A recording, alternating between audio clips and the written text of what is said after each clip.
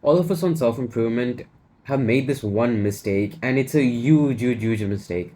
And it's beyond any of these small mistakes like, cheating on your diet or relapsing on NoFap or, scrolling on Instagram too much. No, these are just minor issues. But there's a much bigger issue that you,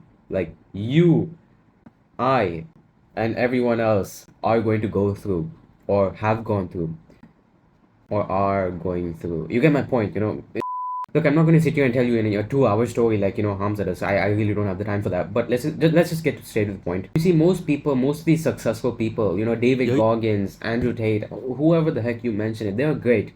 100% accepted. They are amazing people. They're preaching the right things. But I do think there's a big loophole.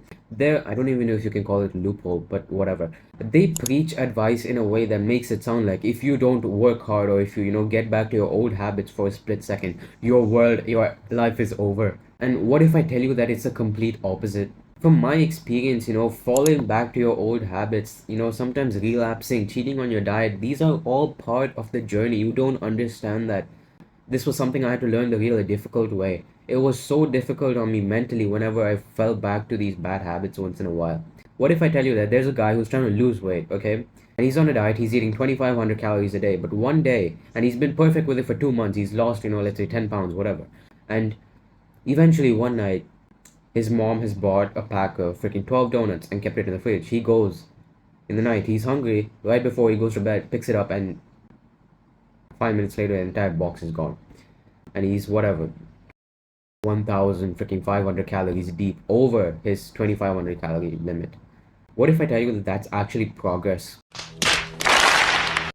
Although it may not seem like it, you're like, oh, wait, he ate in a calorie surplus and he binge ate, so how is that progress? But it is, in fact, progress in the long run. I wouldn't have made the physique that I have. I wouldn't have built the physique that I have. Let me just put some pics somewhere you guys can see. If it wasn't for the numerous amount of times that, I gave up on my diet, I've cheated on my diet. There will be times, I schedule a cheat day. Next thing you know, the food is so good, the next day it becomes a cheat day again.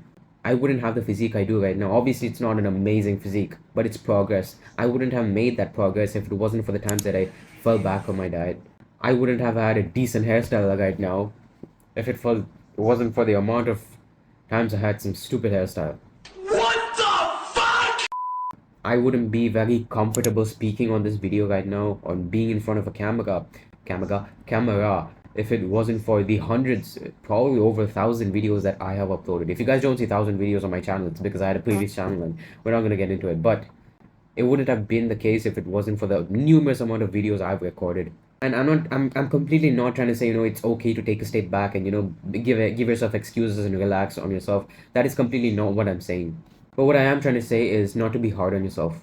These relapses, these minor setbacks are actually going to be beneficial for you in the long run. The experience you get from it is going to be invaluable. The key thing, I think, every one of you guys on self-improvement, you're probably on self-improvement if you're watching this. But the key thing I want you to know is self-improvement is for life. It's not one of those things that, people start a diet, oh, for 2 months I'm going to lose weight and then I'll be done. No, this is something that's for life. Even though you want to convince yourself that it's not going to happen, the truth is, in your mind, self-improvement is always going to be there and you're always going to look to improve, look to level up. It's always going to be there, hence it's going to go on for life. One thing I usually hate about all these successful people is the fact that they preach advice in a way that they never for once talk about the times where they didn't feel like working. They missed out on a workout session, or they didn't feel like working, they slept instead. They will never mention that. But you and I know that's not the truth. They make it seem like, oh, I worked on the freaking computers for 5 hours straight with no sleep. Everyone freaking knows that's BS. Let's call it out. That's BS. Andrew Tate, whoever the heck you are, I don't freaking care. Yeah, you work freaking hard as hell, but you had setbacks which you did not talk about. Why? It's great to be on self-improvement, obviously, but a minor thing I want to just tell you guys is setbacks are in fact a part of the journey. Sometimes you need to go a step back to go 2 steps ahead. That's the truth. And that is not the issue. The issue comes when you start contemplating and you're doubting yourself. Oh, what I did is wrong. Should I have done that? Should I have not done that? The past is in the past, and the past is in the past. Okay. But if you start contemplating over too much, then there lies the issue. Just don't overthink it. If you made a mistake, go ahead, move on. No, I'm not saying, to, freaking click off this video and go eat a bag of chips. No. But I would imagine now you get my point.